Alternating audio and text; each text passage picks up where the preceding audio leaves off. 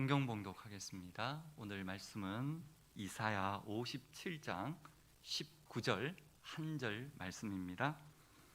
한 절이기에 우리 같이 합독하면 좋겠습니다. 이사야 57장 19절 구약성경 1038페이지 되겠습니다. 같이 봉독하겠습니다.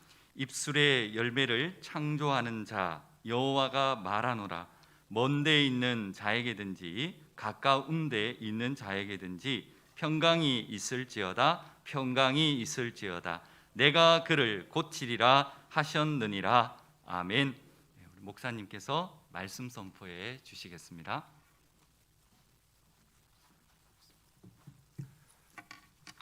말은 힘이 있습니다. 우리가 지금 우리 입에서 내는 그 말이 얼마나 힘이 있고 그 말에 열매가 따라온다는 사실을 성경은 우리에게 분명히 말합니다. 우리가 함께 읽으셨던 이사야 57장에는 입술의 열매를 창조하시는 여호와께서 말씀하신다라고 하십니다. 하나님은 입술의 열매를 창조하시는 분이십니다. 여기 창조라는 이 단어는 히브리 성경 창세기 1장에 가장 먼저 나오는 단어입니다. 바라시트라고 시작되는 태초에 하나님이 천지를 창조하셨다는 바로 그 단어에 그 성경 구절에 가장 먼저 나오는 단어입니다. 창세기 1장에서 하나님께서 세상을 창조하실 때 그 사실을 묘사하는 데 사용된 이 단어 바라라고 하는 이 단어, 이것은 하나님께서 아무것도 없는 무에서 유를 창조하실 때 사용되는 단어였습니다. 그러나 또 동시에 이미 만들어져 있는 소재 흙을 가지고 인간을 빚으실 때 역시 이 바라라는 단어를 사용하십니다. 하나님이 흙으로 인간을 창조하셨다. 즉 이 창조는 아무것도 없는 무에서 유를 만들어내시는 창조에도 사용하실 뿐 아니라 있는 소재를 가지고 또 다른 어떤 즉 인간을 만드실 때 흙으로 만드신 그 인간을 창조하실 때 역시 바라라는 단어를 사용하신 것입니다.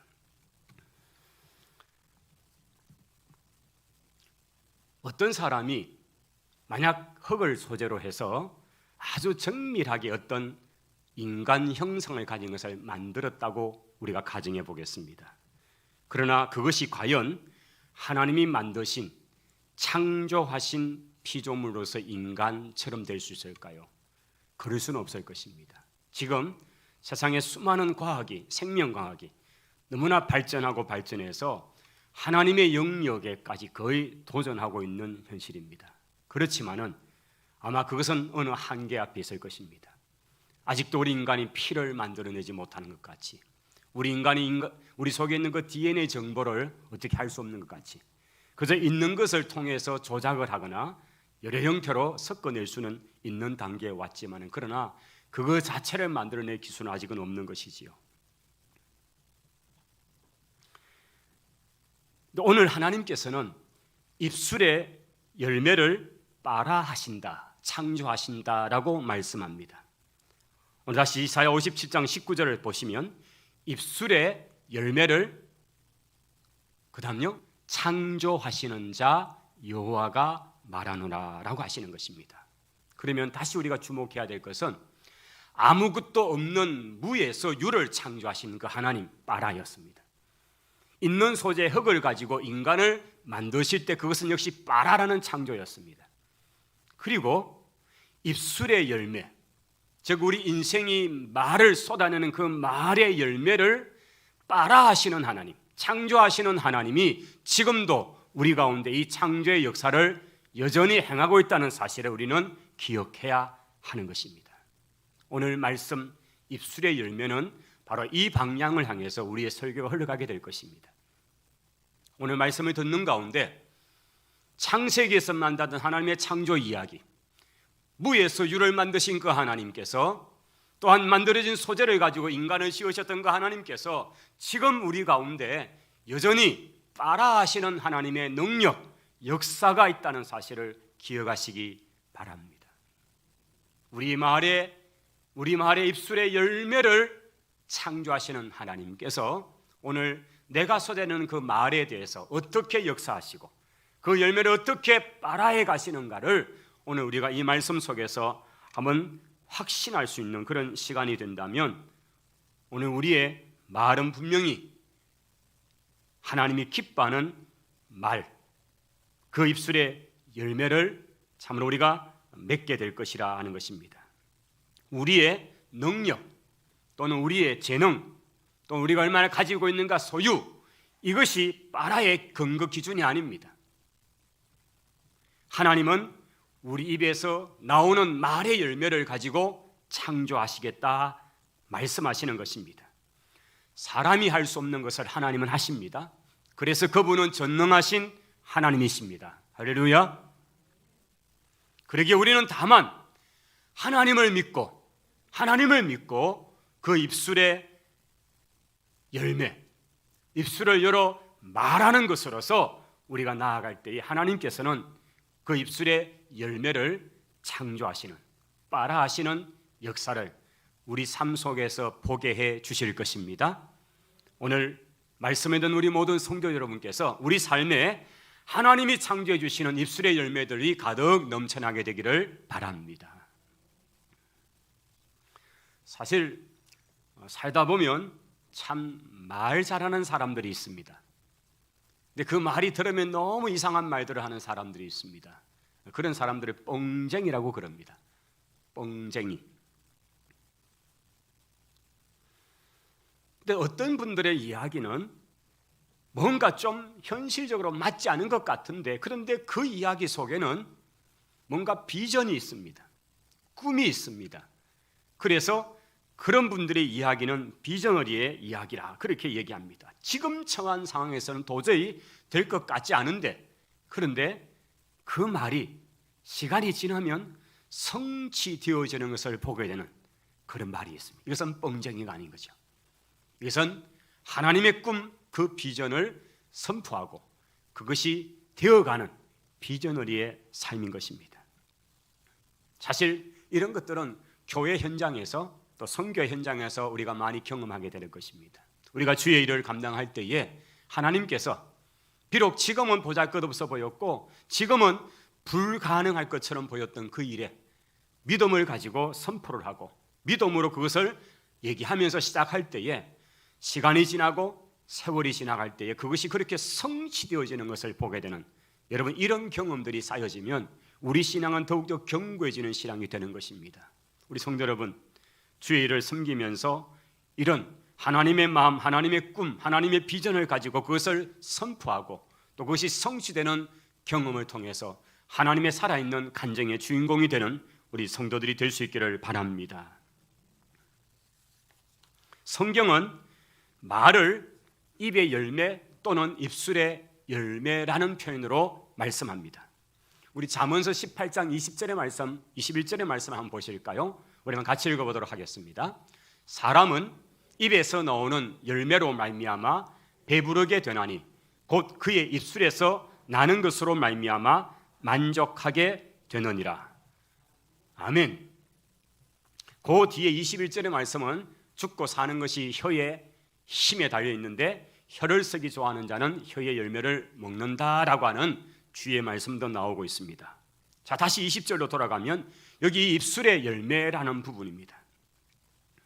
말이 원인이 되어서 그 결과가 나타난다는 의미가 들어있죠. 말이 원인이 되어서 어떤 결과가 나타나는 이유는 우리가 앞에서 살펴본 것처럼 그 말의 입술의 열매를 빨아하시는, 창조하시는 하나님이 지금도 살아 역사하시기 때문입니다. 할렐루야. 하나님이 듣지 못하시는 분이라면, 그 옛날에는 그렇게 말씀하셔도 지금은 듣지 못하시는 분이라면 상관없을지 모릅니다. 그러나 하나님께서는 여전히 여상하시고 어제나 오늘이나 영원토록 동일하신 하나님이십니다. 그분의 영광, 그분의 능력, 그분의 권능이 조금도 쇠약해진 적 없이 동일하신 그 거룩하신 하나님이, 그 전능하신 하나님이 우리의 하나님 아버지이신 것을 믿습니다. 그러므로 우리 입술의 열매를 창조하시는 하나님이 살아계시기 때문에 오늘 우리가 하는 그 말이 원인이 되어서 결과가 나타난다는 사실을 우리는 기억하며 이것을 생각하며 살아가야 하는 것입니다. 우리의 속담 가운데 이런 말이 있습니다. 말이 씨가 된다라는 표현이 있습니다. 사실 우리 선조들이 성경 말씀을 몰랐습니다. 우리 선조들이 성경의 말씀을 몰랐지만은 경험을 통해서 그들이 얻었던 지혜로운 그런 이야기죠. 그래서 그분들은 말이 씨가 된다, 말이 원인이 되어서 어떤 결과가 나타나더라는 것을 그들은 삶을 통해 경험한 것입니다. 그래서 너 그 말이 씨가 되었다, 씨가 된다. 여러분, 그 씨가 된다는 말은 100년이고 1000년이고 씨로 있다는 얘기가 아니고 그 씨가 자라나서 무엇인가 열매를 맺게 되는 결과로까지 나아간다는 얘기를 하고 있는 것이지요. 말이 씨가 되는 것입니다. 그렇습니다. 여러분, 우리가 지금 내뱉는 그 말은 씨가 되는 것입니다. 그리고 그 씨는 반드시 자라날 것이고 그게 열매가 나타나는데 그 열매가 선한 열매가 될지 아니면 악한 열매가 될지 그것은 어떤 말로 심느냐에 따라서 그 열매는 하나의 씨가 아니라 30배, 60배, 100배의 어떤 모습으로 돌아오게 될 것입니다. 그런 의미에서 우리의 속담 속에 말은 씨가 된다, 이것은 너무나 성경적인 사상과 일맥상통하다는 사실을 보게 됩니다. 사람들은 누구나 밭을 가지고 있습니다. 선산의 옥성의 무월의 밭 얘기가 아닙니다. 오늘 우리 삶의 밭이 있습니다. 그런데 이 밭은 말밭입니다. 말밭입니다. 우리가 내뱉는 그 말, 우리가 심는 그 씨앗으로 심어놓은 그 밭, 말의 밭에는 반드시 어느 때가 되면 열매가 맺어지는 것을 보게 될 것입니다. 말의 씨를 심는 밭이라는 것이지요. 이것을 인생이라고 표현도 하고요, 또 이 인생이라는 말의 밭에 우리는 매일같이 무언가를 심어갈 것입니다. 입에서 나오는 말이 그대로 뿌려지는 밭이 되는 것입니다. 이 밭에는 우리가 지금까지 살아오면서 뿌린 말의 씨가 자라고 있는 것입니다. 어떤 것은 이미 싹이 돋았고, 어떤 것은 꽃이 폈고, 어떤 것은 이미 열매가 맺었고, 어떤 것은 이미 그것을 따먹어 버렸습니다. 달든가요? 쓰든가요? 그것이 우리에게 유익을 주든가요? 아니면 그것이 고통으로 다가오든가요? 그 말은 씨가 되고 그것은 열매가 되어서 이미 우리 과거에, 현재에, 그리고 우리 미래 앞에 그것은 차례차례로 열매로 나타나게 될 것입니다. 갈라디아서 6장 7절에 사람이 무엇으로 심든지 그대로 거둔다고 말씀하고 있습니다. 하나님의 진리는 입술의 열매를 추수하는데도 그대로 적용이 될 것입니다. 말은 심은 대로 거둡니다. 한번 따라 하십시다. 말은 심은 대로 거둡니다. 계속 좀 따라 하십시다. 축복을 심으면 복을 거둡니다. 저주를 심으면 저주를 거둡니다. 악을 심으면 재앙을 거둡니다. 칭찬을 심으면 영광을 거둡니다. 비판을 심으면 비판을 거둡니다. 용서를 심으면 평강을 거둡니다. 할렐루야. 오늘 심을 게 너무 많아서 여기까지만 심겠습니다. 여러분, 부정적인 걸 심으면 부정적인 것을 반드시 거두게 될 것이고, 깨끗한 걸 심으면 정결한 것으로 거두게 될 것입니다. 더러운 것을 심으면 더러운 것으로 거두게 될 것이고요. 입술의 열매는 심은 씨의 질에 따라서 그 열매의 질이 달라지게 되는 것입니다. 희한하게 좋은 거 심었는데 나쁜 게 나오는 게 없고, 나쁜 거 심었는데 좋은 것으로 바뀌어 나온 게 없다는 것입니다. 씨가 좋아야 열매가 좋습니다. 아들을 향해, 자녀를 향해서 심은 지혜의 씨는 지혜로운 아들을 추수로 맺게 될 것이고, 행복의 씨를 뿌린 아내는 행복의 가정을 추수로 거두게 될 것입니다. 입술의 열매는 심은 양대로 거두게 될 것입니다. 가을에 많은 수확을 거두기 위해서는 봄에 많은 씨를 뿌려야 되는 것입니다. 우리 성도들 가정에 배밭이 있습니다. 이 덥고 힘겨운 계절 동안에 배밭에 있는 배나무 100그루 나면 100그루만큼의 노동을 하고 애를 쓰면 100그루에 알맞은 열매를 맺는데 100그루 걷어놓고 심어놓고 1000그루의 열매를 거두는 것은 없습니다. 우리가 얼마나 심느냐에 따라서 거두어지는 것은 그게 다른 것이지요. 질적으로도 양적으로도 우리가 심은 대로 거두게 될 것입니다. 적게 심은 자는 적게 거두게 될 것이고 많이 심은 자는 많게 거두게 될 것입니다.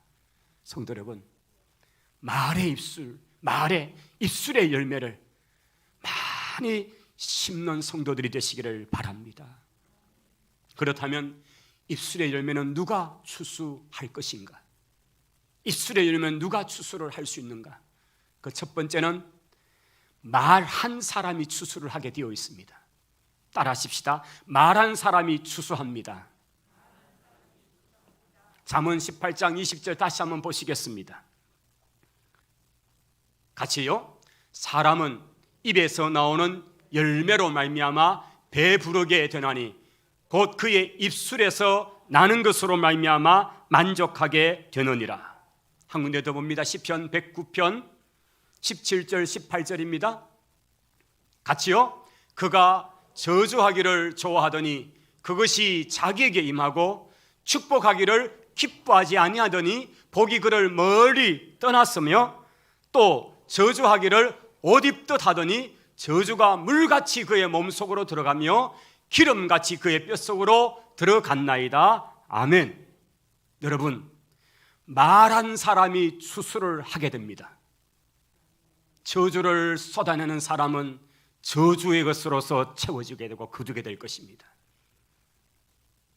오늘 시편의 말씀에 그가 저주하기를 좋아하더니 만날 때마다 말하는 것마다 저주하는 사람은 결국 저주를 거두게 되는 것입니다. 축복하는 것을 그렇게 싫어하더니만은 복이 그를 멀리 달아나 버린 것입니다. 저주를 옷 입듯이 그렇게 매일같이 입으니까 저주가 물같이 자기를 침노하고 기름같이 속에서 있어서 온통 그 인생은 저주 인생이 되고 말았다라고 오늘 시편 우리에게 말씀합니다. 성도 여러분, 입술의 열매는 누가 추수합니까? 말한 사람입니다. 심은 사람이 추수를 하게 되어 있다는 것입니다. 일반적으로 씨를 뿌린 사람은 추수하는 사람이 됩니다. 남이 뿌리는 밭에 거두가면 도둑놈이지요. 정상적인 것은 심어놓은 사람이, 심는 사람이 그 열매를 거두게 되어 있다는 것입니다. 말한 자신이 그 열매를 먹게 되어 있는 것입니다. 그 입에서 나는 것으로 그 자신이 만족을 할 수 있고 그것 때문에 화를 입을 수 있다는 것입니다. 다른 사람을 향한 저주가 곧 자기에게로 돌아온다는 사실을 말씀하는 거죠. 말한 사람이 그 말의 열매를 추수하게 된다는 것입니다. 입술의 열매는 누가 추수할까요? 두 번째는 따라하십시다. 말을 들은 사람이 추수합니다. 다시요. 말을 들은 사람이 추수합니다. 할렐루야. 여러분, 누가 입술의 열매를 추수하느냐? 첫 번째는 말한 그 사람이 추수를 하게 되어 있지만 두 번째는 들은 사람이 추수를 하게 되어 있는 거예요. 들은 사람이 추수를 하는 거예요. 오늘 성경 한군데를 봅니다. 사무엘상 2장으로 가봅니다. 앞에 화면에 있습니다. 이 본문은 우리가 너무나 잘 아는 엘리라는 제사장에게 한나라는 여인이 찾아왔습니다. 그리고 그녀가 자식이 없어서 서러움을 하나님 앞에 토로하면서 눈물로 기도했습니다. 엘리 제사장이 이런 사양을 알고 난 다음에 축복하는 내용입니다. 사실 엘리 제사장은 그 시대에 제사장은 분명한데 그런데 참으로 여러 가지로 문제가 많은 모습들이 나타납니다.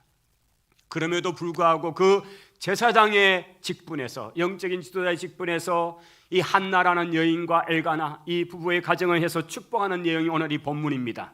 한번 보시겠습니다. 엘리가 엘가나와 그의 아내 한나에게 축복하여 이르되 여호와께서 이 여인으로 말미암아 네게 다른 후사를 주사 이가 여호와께 강구하여 얻어 바친 아들 즉 사무엘을 대신하게 하시기를 원하노라 하였더니 그들이 자기 집으로 돌아가며 여호와께서 한나를 불쌍히 여기셔서 그녀로 하여금 임신하여서 세 아들과 두 딸을 더 낳도록 하셨고 그리고 처음 태어났던 사무엘은 하나님의 전에서 자라났더라라는 이야기인 것입니다. 여러분, 여기에서 우리가 주목할 것은 엘리야라는 제사장이 한나 그의 남편 엘가나 이 가정을 축복을 합니다.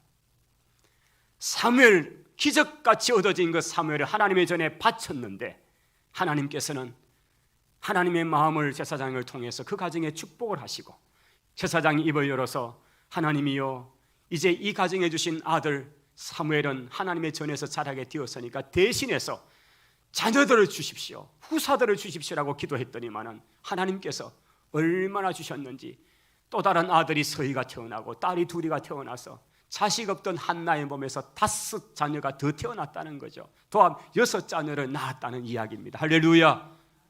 여기 우리가 주목할 것은 말을 들은 사람이, 축복을 들은 사람이, 축복의 기도를 받은 사람이 추수를 하더라는 것입니다. 할렐루야.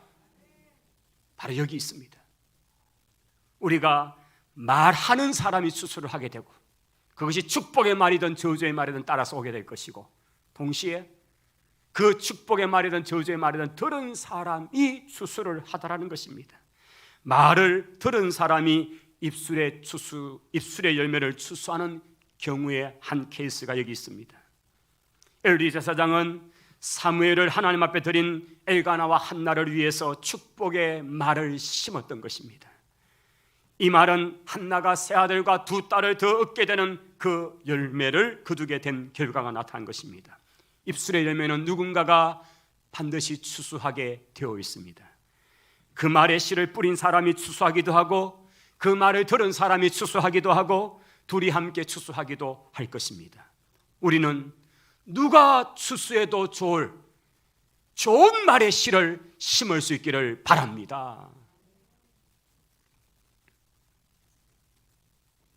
하나님께서 이스라엘 백성이 광야에서 얼마나 거역을 할 때 하나님께서 너희 말이 내 귀에 들린 대로 내가 너희에게 행하겠다고 하셨던 하나님의 그 너무 화가 나셨던 때의 말씀이 있습니다.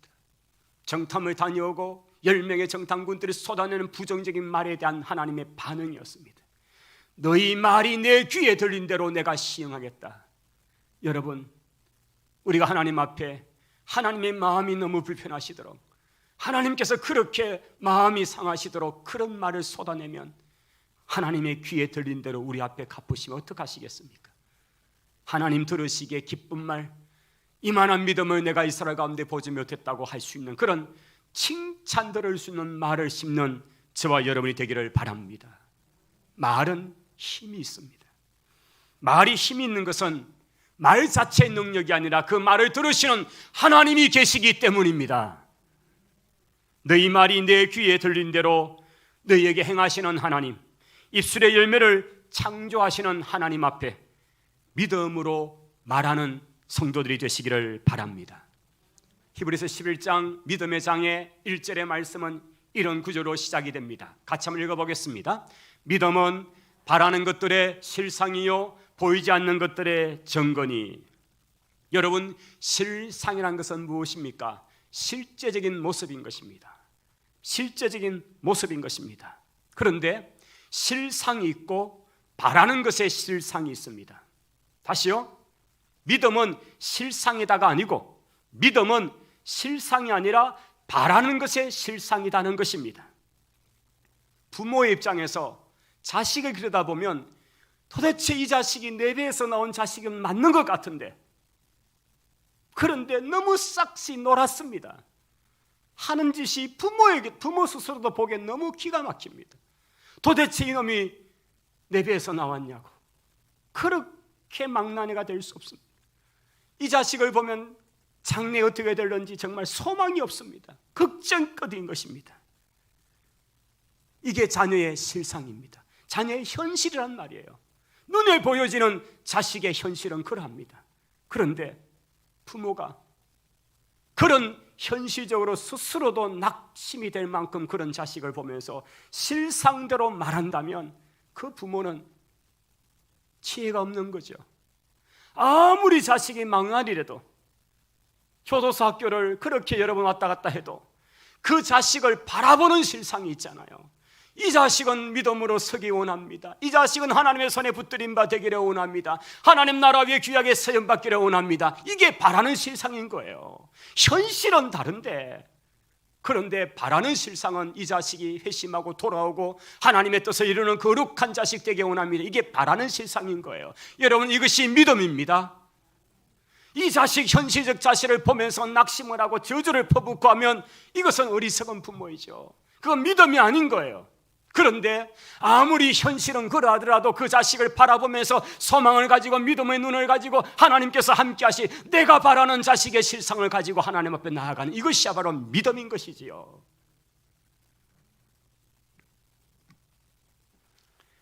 두 종류의 부모죠. 실상을 말해버리는 부모가 있는가 하면 바라는 실상대로 기도하는 부모가 있는 것입니다. 여러분, 어떤 부모가 되어야 하겠습니까? 그 실상대로 실망하고 실상대로 저주하는 부모가 아니라 바라는 실상을 가지고 하나님께 기도하는 부모가 되시기를 바랍니다.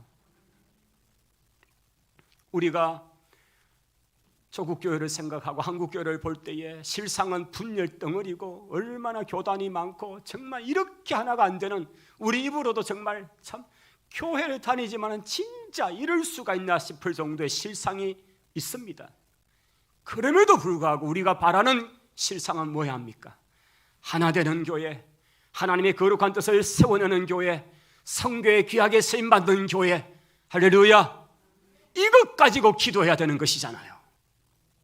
지금 보여지는 실상은 이 모양이 꼴이라도 우리가 바라는 실상, 그것 가지고 소망 가지고 기도하고 하나님이여 교회를 하나 되게 해달라고 간구해야 되는 것이잖아요. 히브리서 11장 1절의 말씀, 믿음은 바라는 것들의 실상이요, 바로 여기 있는 것입니다. 믿음의 사람은 믿음으로 말합니다. 예수님 믿는 사람, 하나님을 믿는 사람은 믿음으로 말하는 사람인 것입니다. 그들의 말 속에는 하나님이 하실 일이 있습니다. 왜냐하면 믿음으로 쏟아내기 때문에.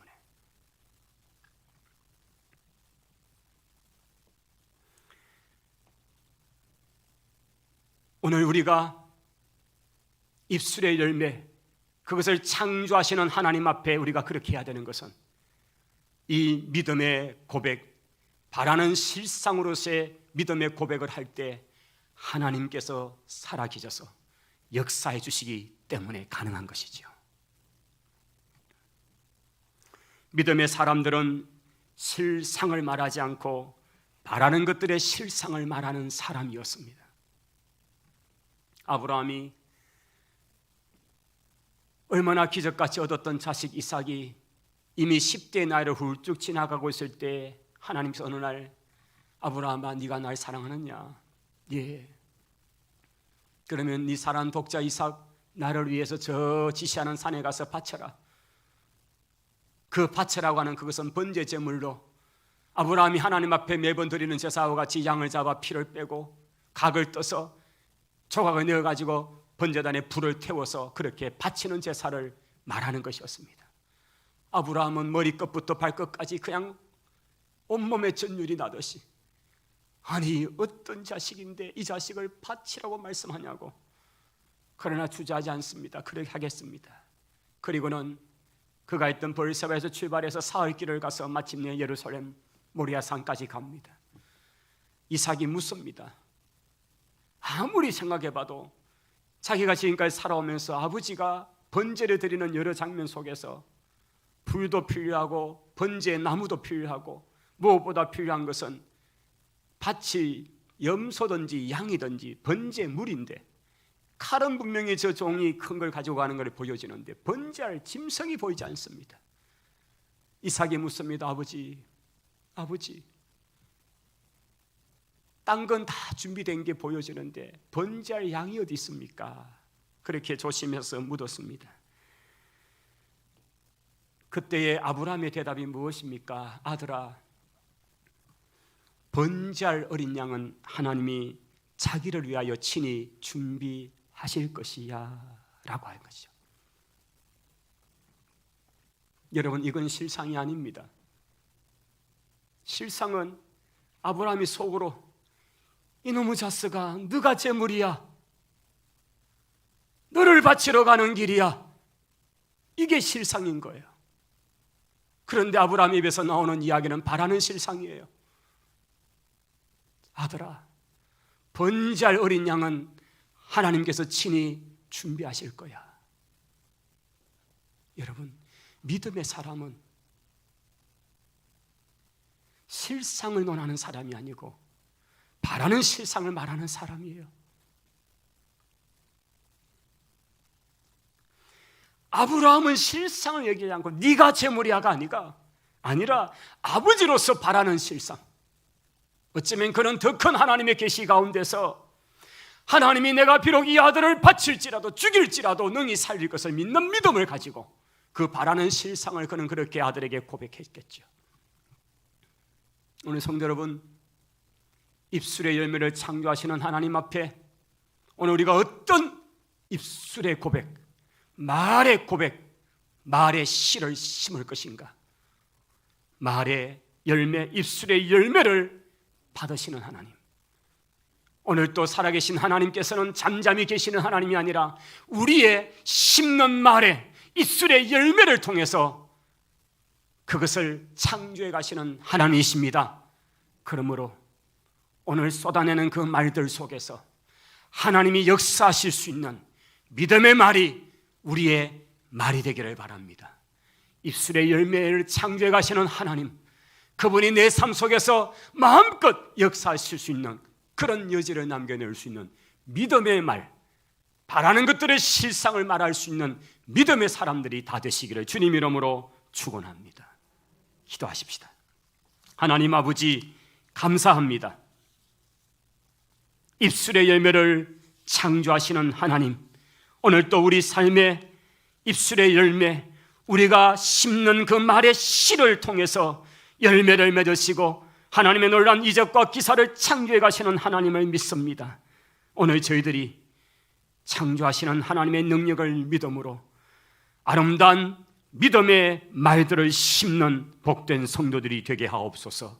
예수님 이름으로 기도하옵나이다.